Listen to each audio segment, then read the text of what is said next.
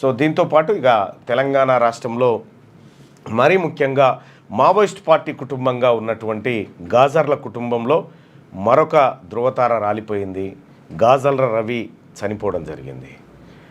రంపచోడవరం దగ్గర జరిగినటువంటి ఎన్కౌంటర్లో ఆయన మృతి చెందడం జరిగింది. ఆయన అంత్యక్రియలు ఇవాళ వరంగల్ జిల్లా చిట్యాల మండలం వెలిశాల దగ్గర జరగబోతూ ఉన్నాయి. సో మొత్తానికి ఆ కుటుంబం నుంచి 3 మావోయిస్ట్ పార్టీలో ఉండే, 2 ఈ పార్టీకే చనిపోయారు. గాజాల అశోక్ ఆయనకు చెయ్యి ఇక్కడికి పోయింది. ఆయన పిస్టల్ వేలడంతో అది పోయింది చెయ్యి. సో ఆ కుటుంబం మొత్తం 40 సంవత్సరాల నుంచి వాళ్ళు మావోయిస్ట్ పార్టీలో యాక్టివ్గా పనిచేస్తూ ఉన్నారు. ఒక అశోక్ మాత్రమే అనారోగ్య కారణాలతో లొంగిపోయినటువంటి పరిస్థితి. ఆ కుటుంబం అంతా ఇవాళ 4 కొడుకులుంటే 2 ఉన్నారు, 2 చనిపోయారు.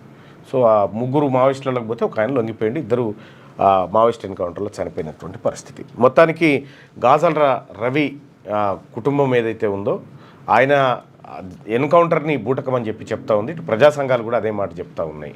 సో చాలా రోజుల తర్వాత రంపచోడవరం దగ్గర ఏపీలో ఈ ఎదురు కాల్పులు జరగడం, సో అందులో కొంతమంది మావోయిస్టులు చనిపోవడం జరిగింది. సో దానికి సంబంధించిన స్పెషల్ స్టోరీని శనార్థి తెలంగాణ దినపత్రికలో చూద్దాం. ఇక ముందుగా ఈనాడు దినపత్రికలో ఉన్నటువంటి వార్తల్ని ఒకసారి చూద్దాం.